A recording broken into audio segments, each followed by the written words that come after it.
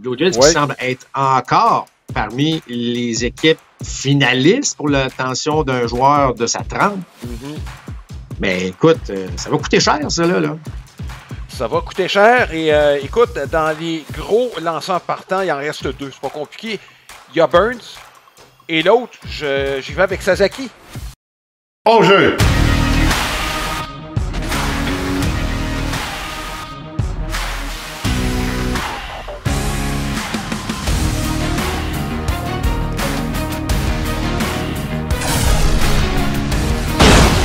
Deuxième prise! Compte complet! Le balado Côte complet est présenté par Plan de match à Boucherville, votre centre d'entraînement et boutique de baseball avec cage de frappeur intérieur et lance-balles, fier partenaire de votre passion. Voici vos animateurs, Alain Usereau et Mark Griffin. Bienvenue à ce compte complet de la mi-décembre. Alain Usereau en compagnie de Mark Griffin.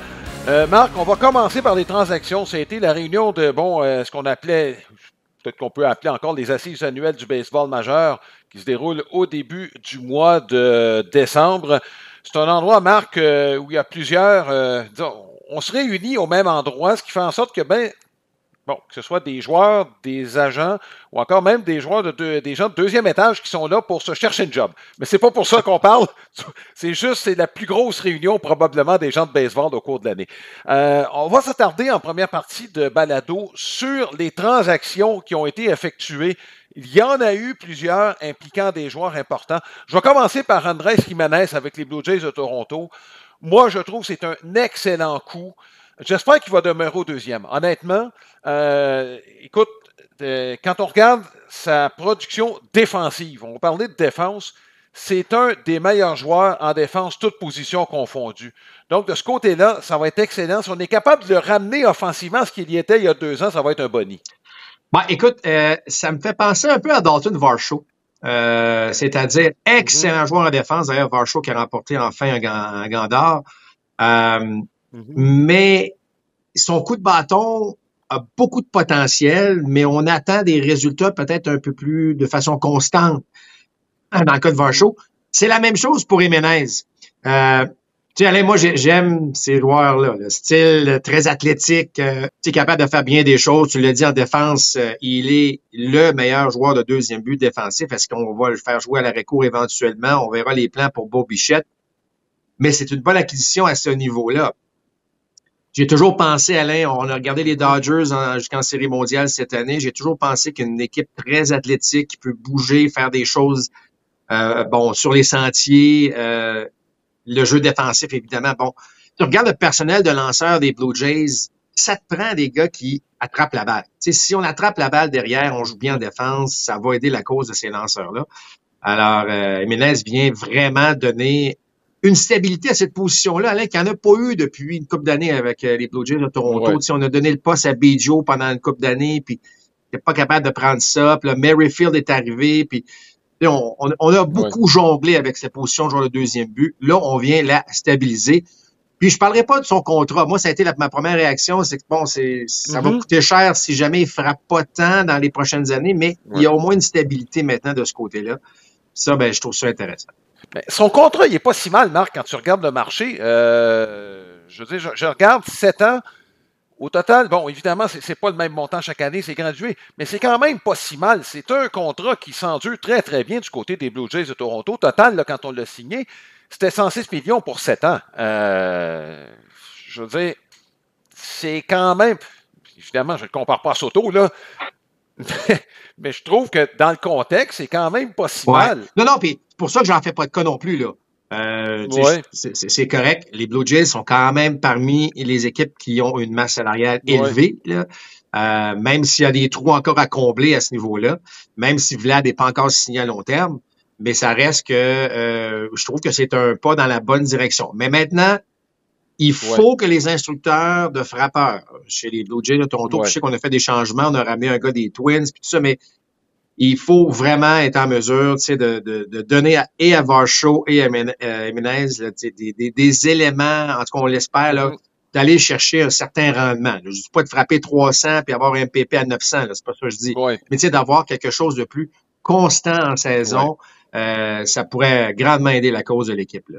Bon, Marc, on va parler des autres transactions. Je pense que le plus gros nom, c'est Carl Tucker, devient joueur autonome à la fin de l'année. S'en va avec les Cubs de Chicago. Regarde, il y a plusieurs choses là-dedans. Tucker, Marc, les Astros doivent faire des choix. Écoute, Alvarez va devenir joueur autonome dans pas grand temps. Framber Valdez va devenir joueur autonome dans pas grand temps. Tucker, c'était le cas aussi. Il fallait faire des choix. Puis de ce côté, on a quand même acquis. Bon, Paradise, est-ce que je pense qu'on peut le dire, là, ça sent le glas pour Alex Bregman. Et Wesneski qui a quand même un bon potentiel. Je ne sais pas si tu es d'accord avec ça, Bregman. Marc, il semble que ce soit fini. Là. Ben, écoute, il y a plusieurs éléments à ta question. Moi, dans le cas de Carl Tucker, je pensais vraiment que les Yankees étaient l'équipe qui allait aller le chercher. De toute évidence, on voulait peut-être pas payer aussi cher. Une chose est sûre, Alain, c'est que le contrat de Juan Soto amène une dimension différente, parce que je ne dis pas que Tucker va faire l'argent de Soto, mais tu regardes le rendement de Tucker avant sa blessure, c'est un gars qui était juste derrière je pense qu'il était le 4e meilleur frappeur, là, tout le baseball, si on regarde évidemment un rendement, des statistiques avancées. Donc, il devient inévitablement le meilleur frappeur des Cubs. C'est clair là, à ce niveau-là. Mais il devient joueur autonome dans un an. Donc, je pense que c'était le temps pour les Astros de l'échanger. Je l'aurais bien vu dans l'uniforme des Yankees, soit dit en passant, mais je trouve ça bien le fun du côté des Cubs de Chicago. Effectivement, dans le cas de Bregman, moi, je pensais vraiment que Bregman allait retourner avec les Astros. Ça semble pas aller dans cette direction-là, compte tenu de la transaction là, de tout ça, mais en fait, le point intéressant que tu as souligné, c'est qu'à un moment donné, c'est qu'il faut faire des choix. On veut gagner chez les Astros, mais on veut pas payer 5 gars à 30 millions, 40 millions par année. Là. Donc, les choix, Alvarez, de toute évidence, fait partie des priorités éventuelles. On a déjà le trouvé à long terme. C'est évident qu'il y avait des choix à faire là, du côté des Astros. Oui, et du côté, on parle des Yankees, oui, Tucker, sauf que ça n'aurait pas réglé le problème du champ-centre et les Cubs ont un voltigeur en trop. Là, Marc, c'est pas difficile de faire le lien. Là. Les Cubs ont le gars que les Yankees ont besoin. Je veux dire, c'est pas compliqué. Là. On a besoin d'un champ-centre. Sur le marché des joueurs autonomes, il n'y en a pas qui peuvent remplir ce mandat-là avec un coup de bâton adéquat. Bellinger, c'est le gars parfait pour les Yankees de New York. Je serais surpris que ça n'arrive pas. Moi, je suis surpris que c'est pas arrivé encore, mais on a l'impression que plus on lit là-dessus, on se renseigne là-dessus, tu as l'impression qu'on n'est pas si proche que ça d'une entente. Alors, on peut être surpris, évidemment, là, mais je suis d'accord avec toi parce qu'il peut aussi jouer au premier but, hein, comme on le sait. Moi, je pensais vraiment, Alain, qu'on allait chercher que Bellinger pouvait aller jouer au premier but parce que selon moi, ça pourrait être un gant d'or au premier but s'il jouait là de tous les jours. Là. Mais je pense qu'effectivement, il faut enlever Aaron Judge du champ-centre. Ça, je pense que c'est assez clair. Là. Judge est un bon voltigeur, un bon voltigeur de droite ou de coin, mais ce n'est pas un voltigeur de centre naturel. Alors, il y a des trous encore à combler là, du côté des Yankees de New York.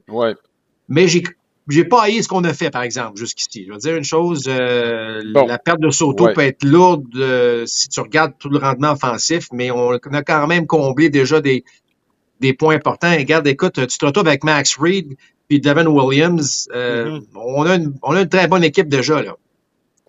On savait qu'il y avait un partant qui était pour partir. Est-ce que toi, tu es surpris que ce soit Cortés? Certains auraient pensé que ça aurait été Clark Schmidt. Schmidt est plus jeune. Donc, est-ce que c'est ça qui a penché dans la balance? J'imagine que oui. Là. Écoute, moi, je suis pas surpris que ce soit Nestor Cortés. Écoute, ironiquement, 2 gars qui ont été impliqués. Rappelle-toi, ils ont donné des circuits qui ont coûté cher à leur équipe respective en série, autant Williams que Nestor Cortés. Là. Mais c'est correct. Moi, je pense que Cortés avait donné ce qu'il avait à donner aux Yankees de New York, que maintenant peut aller évidemment faire ce qu'il est capable de faire ailleurs, mais ça reste que j'aime ce que je vois là du côté des Yankees avec au monticule, certes, mais là, ça va prendre évidemment ça va prendre un petit peu de punch en attaque. Mais il y a encore des gros noms, Alain. Hein? On parle beaucoup de transactions, on va continuer avec Garrett Crochet et tout ça, mais il y a quand même encore plusieurs noms intéressants qui sont sur le marché. Fait que ça risque de bouger encore là, dans les prochaines semaines à ce niveau-là. Là. Bon, parlons de crochet. Après ma barre, les Red Sox n'ont pas donné tant que ça. C'est pas vrai, là. On a donné les 2 derniers choix de première ronde chez les Red Sox de Boston, plus 2 autres joueurs, dont un qui est un de leurs meilleurs prospects, Marc. On l'a pas donné chez les White Sox. On a payé cher, mais tu sais, Crochet, le seul point d'interrogation, Alain, c'est, bon, est-ce qu'il peut lancer une saison complète, oui ou non, là, à un moment donné. Mais Kyle Teel, là, plusieurs le voyaient dans le baseball majeur dès l'an prochain, là. Ouais. Receveur, d'ailleurs, c'est un fils d'un de mes anciens coéquipiers, fils de donc. Garrett Teel, un receveur dans lequel avec qui j'ai évolué justement dans l'organisation des Dodgers et un peu avec les Expos d'ailleurs. Mais ça pour dire que c'est un receveur de premier plan, pas un grand gabarit, mais c'est la nouvelle mouture de receveur, si vous voulez. C'est pas un gars qui a un grand physique, mais très bon coup de bâton. J'ai hâte de voir l'évolution de ces gars-là. Les White Sox ont fait une bonne transaction. Si tu as échangé un gars comme Crochet, va chercher des joueurs qui, dans 1 an ou 2 maximum, vont être prêts. C'est pas des prospects, Alain, il faut attendre 4-5 ans. Là. C'est des gars qui cognent à la porte. Moi, je trouve que les White Sox se sont garnis de quelques joueurs très intéressants pour la suite des choses. Bon, Marc, je pense que oui. Écoute, quand Crochet est dans son élément, c'est pas compliqué, là. Il est extrêmement coriace. C'est pas compliqué, là. C'est peut-être même dans les top 5 dans le baseball majeur. Je pense qu'on s'entend là-dessus. 2 autres transactions, Marc, dont je veux parler brièvement. Bon, Jeffrey Springs qui quitte Tampa Bay. Tampa Bay, il y a un paquet de releveurs qui vont revenir. Il y en avait peut-être de trop. On s'attend, Rasmussen est revenu l'année passée, Shane Baz est revenu, Baz a très bien été, Bradley a montré de belles choses, McClanahan devrait lancer, on a Zach Littell, bref, il y en avait trop. Puis en plus, non seulement on a donné Jeff Springs, qui était, écoute, un des très très bons lanceurs avant qu'il se blesse, c'est quand ça va acquérir, moi je l'ai vu lancer Joe Boyle, je m'excuse Marc, je suis pas sûr qu'on est perdant dans cette transaction-là chez les Rays, vous allez me dire, encore. Mais je suis pas sûr qu'on n'en a pas passé une petite vite, moi, aux A's. Ben, encore, une chose est sûre, Alain, c'est que je trouve ça intéressant de voir une transaction entre les A's et les Rays. 2 équipes qui vont jouer dans des stades 3. Là. Mais t'as raison. Ça reste quand même que, bon, Jeffrey Springs est un peu plus établi. C'est peut-être ça qu'on va aller chercher, un petit peu plus de... Bon. Mais moi, je trouve ça toujours dangereux d'échanger un lanceur aux Rays. Effectivement, j'aurais toujours cette crainte que ce gars-là devienne bon, tu sais, le prochain lanceur qui va surprendre le monde du baseball, mais ça reste intéressant. Puis en fait, j'ai eu la même réaction que toi, Alain, mais c'est de voir les A's bouger. C'est ça qui moi, qui me surprend le plus. Puis on l'avait mentionné, hein, puis je trouve ça encore très triste pour les partisans de Oakland. C'est là, on s'en va, évidemment, à Sacramento, et là, ben, on dépense pour Severino, on va chercher Springs. Probablement que c'est pas terminé. Mais, en tout cas, toujours est-il que c'est quand même le fun de voir les A's bouger et tenter de s'améliorer. Et non pas, là, l'inverse, là, c'est de liquider tout ce qu'on a, là. Écoute, est-ce que les A's voient une ouverture dans l'Ouest, Marc? Les Rangers vieillissent. Les Astros sont je ne dis pas qu'ils liquident, mais c'est pas la puissance que c'était il y a 6-7 ans. Les Angels, on verra quand la saison va commencer dans quelle direction on va se retrouver. Les Mariners, regarde, il y a des gars qui pourraient être disponibles là, chez les Mariners, puis on est encore vulnérable à l'attaque. Penses-tu que ça peut être un des aspects sur lesquels on s'est attendu? On s'est dit, regardons, dans notre section, là, c'est peut-être prenable si on fait quelques petits changements. On n'a pas une mauvaise équipe, Alain. Hein? Tu regardes, y a des éléments pour faire... Écoute, si tu es propriétaire d'une équipe, j'espère que ton objectif, c'est de tenter d'avoir la meilleure équipe possible, puis justement d'avoir cette possibilité de faire les séries, surtout dans le baseball moderne où il y a plus d'équipes en série. En tout cas, j'espère que c'est l'attitude qu'on a maintenant pour se donner une chance. Mais effectivement, ça semble être une division qui s'ouvre un petit peu plus. Il y a des choses qui peuvent se produire, des surprises, certes, qui peuvent être causées dans la division Ouest. Oui. Ben écoute, Marc, je voulais te parler d'une autre transaction. Ben, vite, là, c'est juste Burger. C'est peut-être le frappeur de 30 circuits dont on a parlé le moins pendant tous ces échanges. Je veux dire, il se trouve avec Texas. Moi, ce qui m'a fait rire un peu, c'est la direction. Oui, évidemment, il peut jouer un peu au 3e, un peu au 1er, frappeur de choix. il va frapper. Ça va être le frappeur de choix régulier, Marc. Je veux dire, tu frappes 30 circuits par année. Ce gars-là, sa meilleure position défensive, je m'excuse, c'est frappeur désigné. Là. Ben, écoute, je t'obstinerai pas là-dessus, Alain. On s'en est parlé souvent. Et surtout, tu sais, on a Young au troisième. On a des joueurs. Tu sais, on a, au niveau des lanceurs, on est un peu plus vieillissant là, du côté des Rangers, mais il y a des joueurs de position où on a une jeune équipe. Qu'est-ce que ça va donner, on verra, mais effectivement, Alain, c'est vraiment ton rôle va être de frapper, simplement dans le cas de Burger. Mais écoute, c'est quand même le fun de voir autant de mouvements de personnel, Alain, autant via transaction que, tu sais, on a parlé des Red Sox rapidement, mais je trouve ça le fun de voir les Red Sox tenter de revenir là avec des acquisitions de la sorte. Probablement que c'est pas fini là non plus. Donc, tu sais, il y a des gros noms là. Tu sais, Pete Alonso va aller où Il y a encore beaucoup de choses là, à voir. Au cours des prochaines semaines. Exactement. Ça nous amène à la question de la semaine présentée par Sylmar Autoville. C'est votre détaillant pour les pneus de voiture et de camions classiques et antiques. Je vous invite à consulter le www.sylmar.ca. Quelle serait la priorité pour les Blue Jays de Toronto selon vous? On peut aller... est-ce que c'est un autre joueur d'avant-champ? Question de consolider notre centre. On a, Varsho, on a Jimenez, on a une défense plus étanche, ça va peut-être aider. Est-ce que c'est un autre lanceur partant? Il y en a plusieurs qui sont disponibles encore. Il y a plusieurs bons releveurs de disponibles. Ça peut être aussi l'embauche à long terme pour Vladimir Guerrero. On vous invite à vous prononcer sur notre site internet comptecomplet.com, sur notre page Facebook également, facebook.com/comptecomplet-balado. Alain, c'est le temps maintenant de souligner notre partenaire principal, Plan de Match, cette boutique de baseball, magnifique boutique de baseball à Boucherville. Vous pouvez d'ailleurs aller aussi à la boutique en ligne. Si vous voulez vous entraîner cet hiver aussi, cours privé, cage de frappeur, tout ça.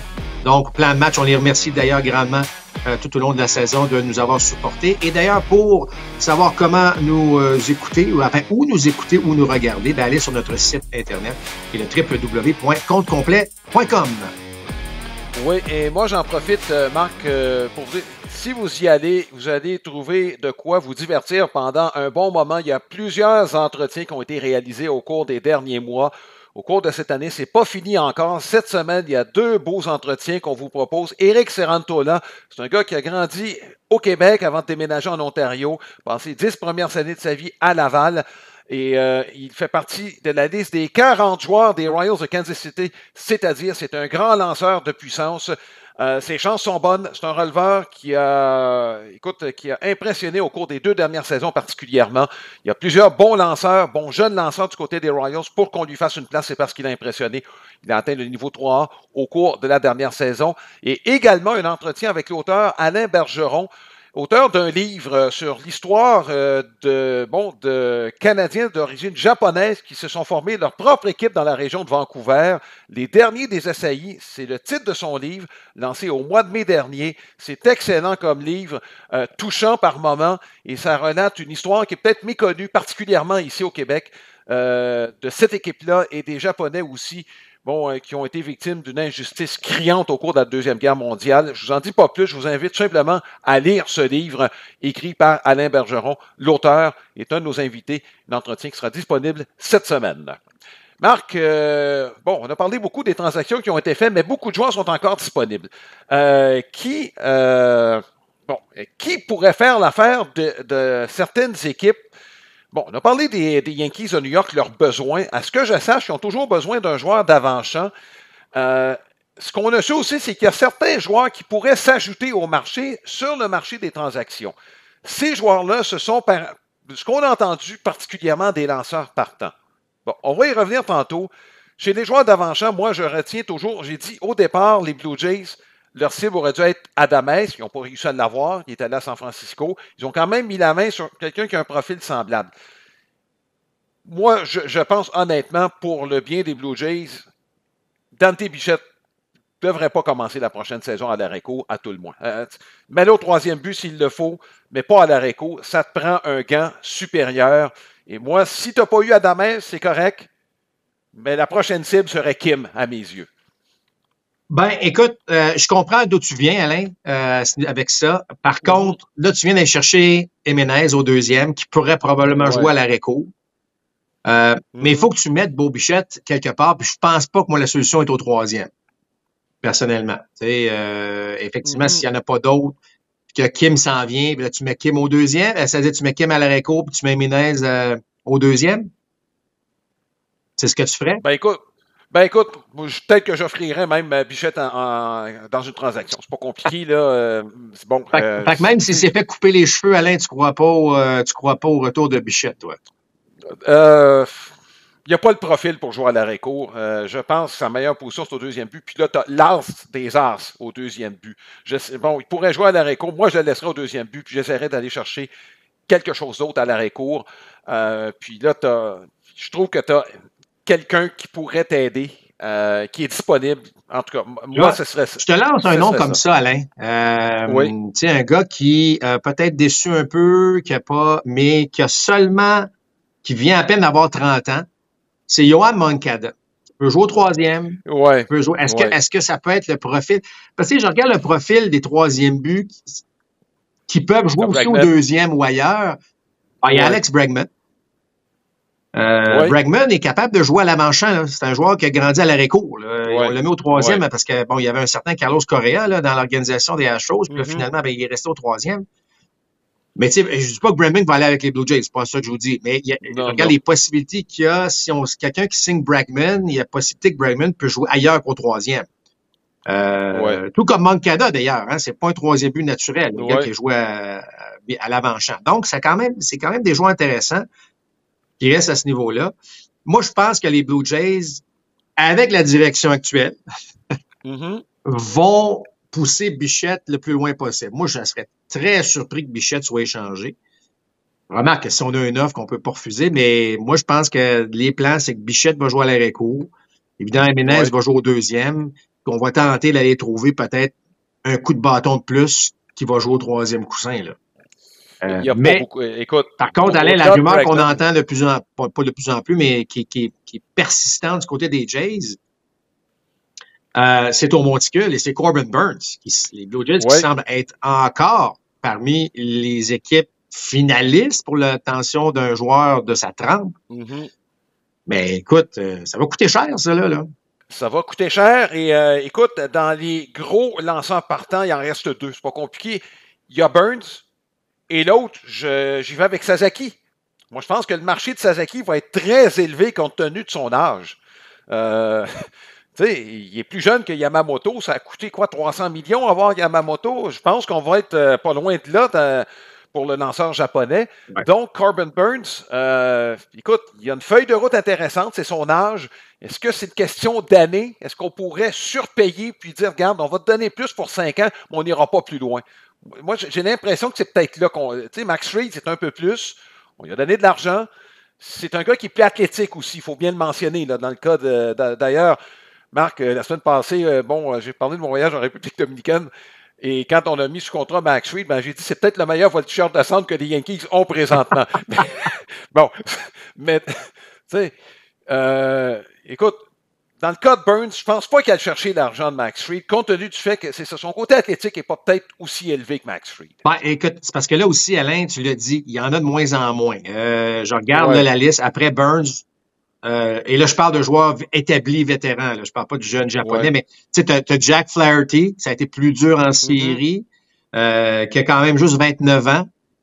Mais après ça, là, on tombe dans des vétérans. Tu sais, des Gibson, des Verlander, des Charlie Morton, des Clayton Kershaw. Bon, alors, c'est sûr que une fois que Corbin Burns ne sera plus disponible, là, c'est sûr que là, ça va devenir peut-être via transaction. Tu sais, tu as des José Quintana, que c'est pas des mauvais choix, mais ça reste que c'est pas... la liste commence à être un peu plus courte à ce niveau-là. Écoute, dans les lanceurs d'autonomie, ceux que je vois, Marc, qui ont connu des dernières saisons pas trop mal, Quintana, ça a bien été avec les Mets au cours de la dernière campagne, mais tu ne donnes pas un contrat de 5 ans à des gars comme ça. Toronto, Nick Pivetta, c'est un Canadien. Est-ce que c'est quelqu'un qui pourrait compléter? Là, évidemment, le focus est sur, faut bien le mentionner, là, sur Corbin Burns. Si on met Corbin Burns sur contrat, ben là, évidemment, va être appuyé par Bassett, va être appuyé par Berrios, va être appuyé par Gausman. J'imagine qu'on va laisser de la place à Rodriguez. L'année passée, c'était une année. Donc, est-ce qu'on attend ce qui va arriver avec Burns avant d'aller ailleurs, là, du côté des Blue Jays de Toronto? Ben, écoute, Ça ressemble à ça. c'est tellement difficile à suivre. Là. Je veux dire, rappelle-toi, on a tout donné pour Ohtani, ça n'a pas marché. On ne s'est pas vraiment viré de côté. Ça a été un peu le constat cette année. Semble-t-il qu'on a tout mis les œufs dans le même panier pour Juan Soto. Là, on est allé via transaction. Écoute, c'est sûr que si on a réussi le coup de maître d'aller chercher Corbin Burns, ben là, soudainement, ça devient fort intéressant. Mais tu sais, Alain, on en a parlé, là, ça va prendre un autre coup de bâton. Moi, ça va prendre un autre receveur. Tu peux pas demander à un gars comme Kirk d'agir comme receveur pendant 145 parties. Là. Ça se fait pas. Là. Fait que, tu sais, t'as un trou à combler là aussi. Fait que, là, on est déjà parmi les top 5, 6 au niveau de la masse salariale. En tout cas, il y a des décisions qui devront être prises à Toronto à ce niveau-là, mais j'ai hâte de voir un peu d'activité à ce niveau-là. Oui, il y a une transaction déjà, mais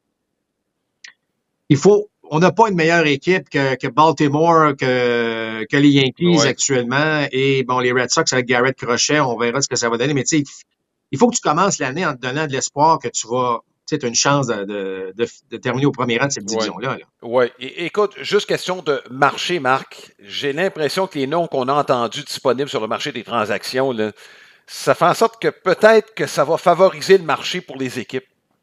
Tu sais, on a parlé, Castillo serait peut-être disponible, Framber Valdez serait disponible. Je suis pas sûr que les Blue Jays, ça leur tente d'aller sur le marché des transactions. Là. On a déjà échangé des joueurs là, pour Jiménez. Je pense qu'on aimerait mieux garder nos jeunes, aller sur le marché des joueurs autonomes. On a de l'argent, mais pour les autres équipes qui seraient intéressants à un lanceur partant, ça, là, les marchés sont plus là. Je veux dire, les Yankees ont acquis leurs joueurs. Est-ce que les Red Sox vont bouger encore? Ils ont acquis Crochet. Ça va peut-être s'arrêter là. Donc, j'ai l'impression que tout ça va peut-être favoriser le marché en faveur des Blue Jays de Toronto pour Burns. Ben, écoute, on verra bien. Une chose certaine, tu as parlé de transactions. C'est sûr que les Jays n'ont pas un réseau garni. C'est ça. C'est plus difficile de faire des transactions. Là, les Red Sox, tu l'as dit, se sont pas mal vidés avec la transaction de Garrett Crochet. Ce sont les Orioles de Baltimore, Alain, qui pourraient, eux, agir en tant que transaction si on a besoin. Parce que là, bon, évidemment, si Burns s'en va avec les Blue Jays, ça va prendre un lanceur partant du côté des Orioles de Baltimore. Là. Alors, eux, par contre, avec une filiale garnie, pourraient les voir aller s'attaquer, aller chercher un lanceur de premier plan, mais via transaction, parce que ils en ont des joueurs d'avenir. Oui, puis tu parles de receveurs, Marc. Le marché, il n'y en a plus. C'est pas compliqué. Là. Jansen, le retour de Jansen, c'était peut-être la meilleure option. Il est parti à Tampa Bay. Là aussi, on a filé la saison. C'était horrible le rendement des receveurs chez les Rays au cours de la dernière saison. Marc, il reste encore du temps. Je ne sais pas si la leçon de l'année passée va faire en sorte que d'ici la mi-janvier, ça va débouler tout ça. Parce que la liste est longue. Je ne te dis pas en qualité, mais en nombre, c'est très, très élevé. Tu as parlé. Je ne sais pas ce qui va se passer de ce côté-là. Moi, en tout cas, Burns, priorité, je suis d'accord avec toi. Et Kim, moi, je pense, c'est les deux joueurs. Et si on parle de bâton, ben là, il y a quelques joueurs qui se détachent. Alonso, Christian Walker, Santander, évidemment, puis Teoscar Hernandez. Bon, moi, je pense que Teoscar va retourner avec les Dodgers. Personnellement, c'est ce que je pense. Santander, les Yankees ont les yeux dessus, évidemment. Tu sais, ça va prendre quelqu'un qui va jouer. Je sais qu'on a besoin d'un champ-centre, Alain, mais à un moment donné, il n'y en a pas une tonne nécessairement de disponible. Autre si on va chercher Cody Bellinger, évidemment. Ça reste à voir. Mais moi, j'exclurais pas Moncada avec les Blue Jays de Toronto. C'est un gars qui pourrait avoir un profil intéressant. Je sais, il n'a pas joué beaucoup l'année passée. Ça vient avec des retraits sur des prises. Mais ça prend quelqu'un aussi qui va frapper derrière Vlad Guerrero. À un moment donné, il faut penser à ça aussi. Il faut que quelqu'un protège Vlad un peu dans cette formation-là. Puis c'est ça. Il y a encore des trous à ce niveau-là, mais ça, c'est des noms, moi, je pense qu'on pourrait entendre avec les Blue Jays. Mais je suis d'accord avec toi. En fait, où j'ai l'impression, Alain, que ça va être très actif en janvier. Moi, je suis convaincu que la leçon de l'année passée est assez claire. Ouais, hein. Tu signes le Gothard, tu n'auras pas le rendement que pendant un mois et demi ou 2. C'est trop long, tu veux un rendement. Puis je pense même que Scott Boras lui-même, tu as vu là, les clients signent parmi les plus tôt. Là. Ouais. On a retiré une leçon. Là, on ne le dira jamais ouvertement, mais ça a été une erreur. Je parle peut-être pas une erreur financière, mais ça a été une erreur en termes de préparation et en termes de rendement, selon moi. Et je pense que ça va être un mois de janvier très actif qui va permettre à tout le monde, là, lorsqu'on va arriver pour les débuts de camp d'entraînement à la mi-février, là, que la plupart des joueurs vont être mis sous contrat, que les équipes veulent bien, mais on va se retrouver néanmoins, Alain, avec, tu l'as dit tantôt, là, il y a une longue liste de joueurs. Moi, j'ai bien l'impression qu'il va y avoir des vétérans qui vont avoir des invitations, même pas de contrat, là, des contrats assurés, si vous voulez. Ça va être des invitations à les camps d'entraînement. Puis si tu fais l'équipe, on va t'offrir un contrat. Il va y en avoir de plus en plus de ces cas-là. Des gars qui étaient réguliers, des Brendan Rodgers, Marc, dont on a parlé, là, qui avaient des beaux chiffres, mais avec un rendement pitoyable sur la route. Des chiffres gonflés par l'attitude de Denver. Puis, il va y en avoir des joueurs à rabais. Puis, il y a des équipes, Marc, qui vont frapper le gros lot avec ces joueurs-là, je te le garantis. Puis il y en a un nom que j'ai en tête, un ancien partant, c'est Jordan Montgomery. Marc, il ne sera pas de retour avec l'Arizona l'année prochaine. C'est impossible que ce gars-là soit de retour avec ce qui s'est passé depuis la fin de la saison. Là. En tout cas, je ne sais pas, Marc, comment c'est joueur, t'es propriétaire qui dit ça, puis je ne sais pas, mais... En tout cas, écoute, tu as deux façons, Alain. Soit tu te dis, gars, je vais aller prouver qu'il y a tort et que je vais redevenir le lanceur, je suis capable, ou dire, ça va être dans un climat que je peux pas jouer, effectivement, on va... Mais il est déjà sur le marché. Ça, c'est un joueur, un lanceur qui pourrait être très intriguant, effectivement, là, pour le marché des transactions. Oui, compte tenu de ses succès en série mondiale il y a 2 ans à peine. Là. Il y a un peu plus d'1 an, en fait. Donc, ce sera très intéressant à suivre au cours des prochaines semaines. Ce qui nous amène à la carte de la semaine, une présentation de carte-dépôt.ca. C'est votre détaillant de cartes sportives et non sportives avec plus de 14 000 articles en vente sur eBay. Marc, mois de décembre.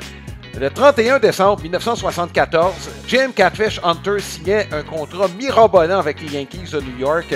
Les plus gros contrats, c'était 200 000 par année à ce moment-là. Lui vient de doubler et plus le salaire, plus haut salaire du baseball majeur en signant avec les Yankees de New York. C'est sa carte de 1975, la marque Hostus. Il ne faisait pas juste vendre des chips, il y avait des cartes aussi.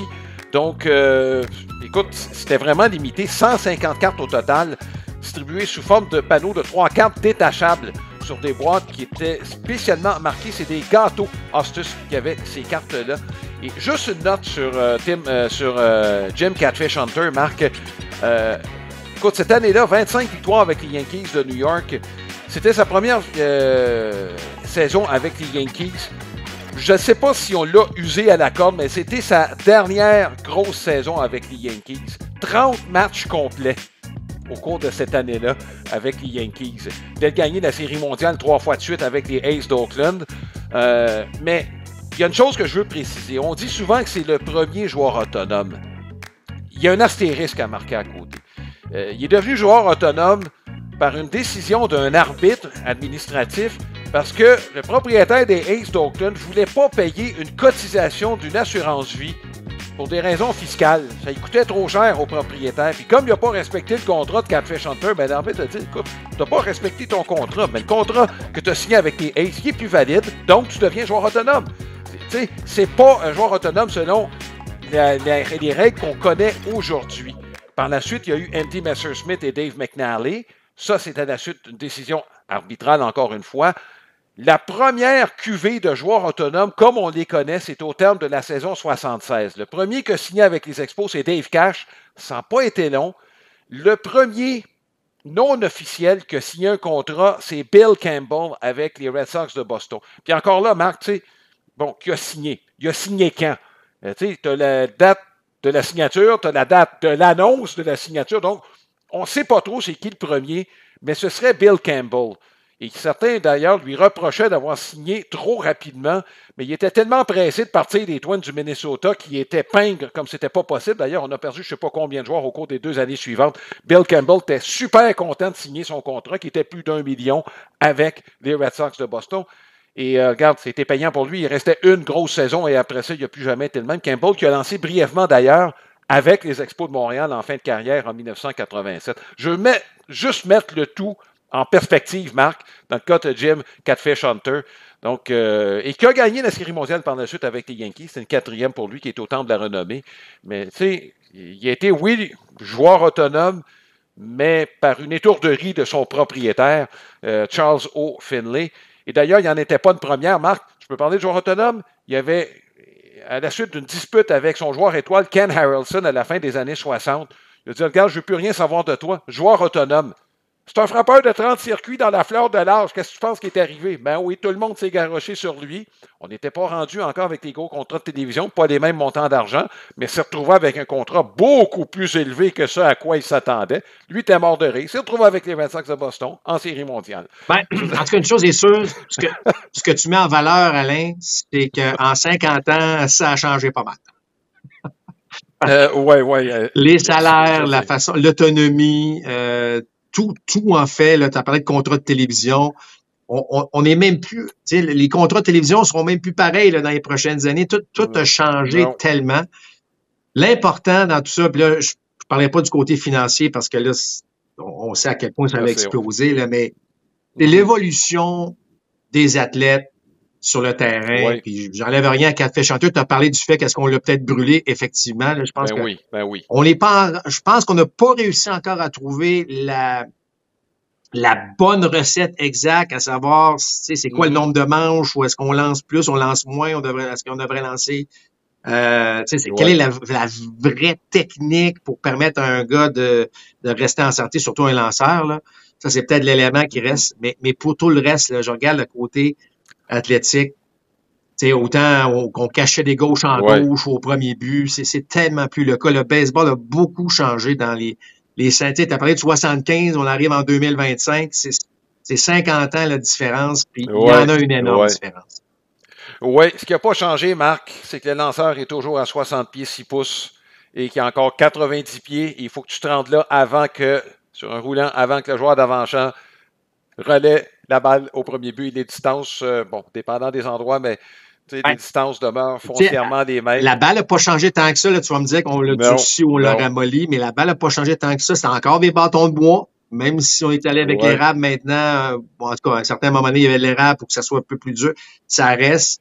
C'est un des sports où l'équipement, tu regardes le bâton de golf il y a 50 ans, puis aujourd'hui, là, le driver, là, le bois numéro 1, là, tu regardes les raquettes de tennis, j'enlève rien aux athlètes, là, mais l'équipement de pointe a changé, là, tu regardes les bâtons de hockey, tout ça.